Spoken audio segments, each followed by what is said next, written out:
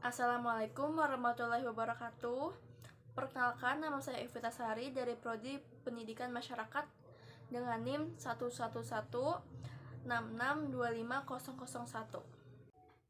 Saya memilih profesi pekerja sosial dan saya akan menjelaskan tentang latar belakang profesi pekerja sosial.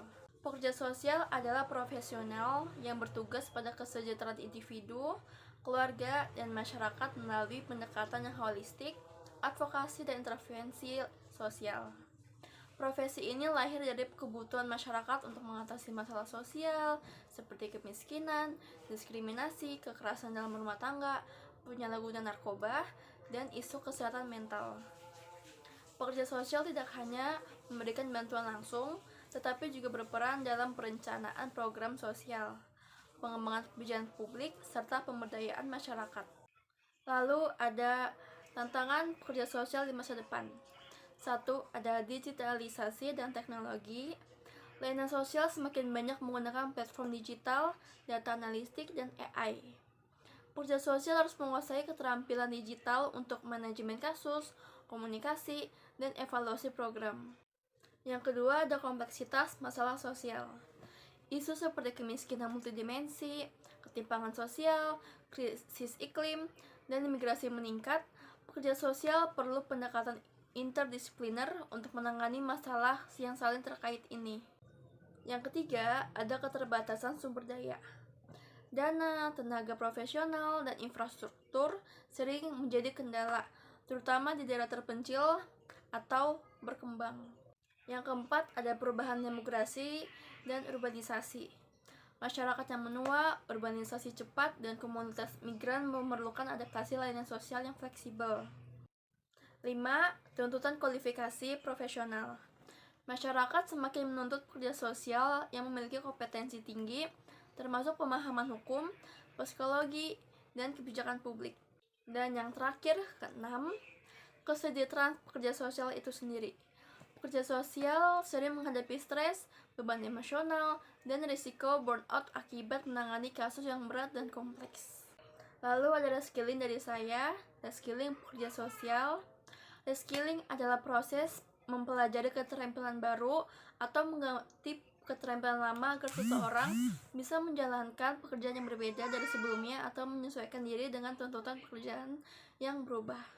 Yang pertama ada hard skill, belajar dasar hukum dari kebijakan terbaru.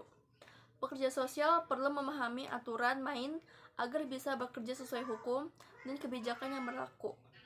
Misalnya, saat menangani kasus anak atau keluarga, mereka harus tahu hak-hak klien dan prosedur legal.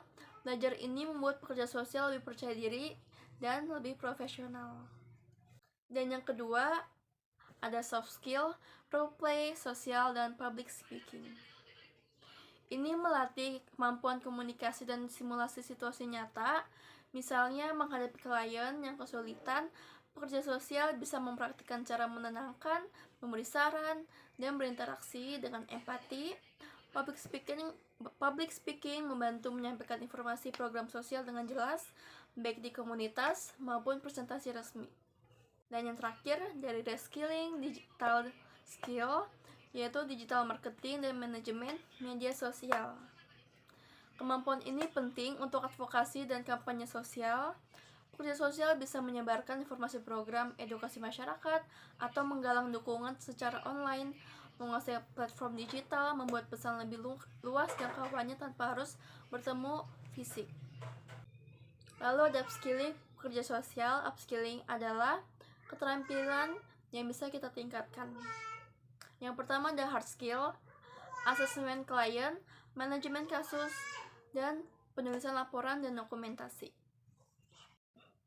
Skill ini meningkatkan kemampuan menangani kasus kompleks. Pekerja sosial belajar menilai kebutuhan klien secara sistematis, mencatat setiap langkah intervensi, dan membuat laporan profesional. Ini membantu program sosial berjalan lebih terstruktur dan dapat dipertanggungjawabkan. Jadi saat kita bertemu dengan klien, pastinya kita harus mencatat apa yang klien sampaikan, atau kita juga bisa untuk merekamnya lewat handphone agar kita bisa mendengarkan lagi saat kita sudah ingin menulis laporannya. Lalu yang kedua ada soft skill, fasilitator pelatihan, dan kepemimpinan. Di sini pekerja sosial belajar memimpin kelompok, mengelola diskusi, dan membimbing peserta pelatihan. Skill ini meningkatkan kemampuan memotivasi, membangun kerjasama tim, serta mengembangkan program sosial dengan lebih efektif. Lalu yang ketiga ada digital skill, analisis data, dan aplikasi digital. Mengolah data klien dan program membantu pekerja sosial membuat keputusan berbasis bukti. Misalnya, dari data intervensi, mereka bisa melihat tren masalah sosial, mengevaluasi efektivitas program, dan menyusun strategi yang lebih tepat sasaran. Yang kesatu, bagi profesi, adaptasi terhadap perubahan.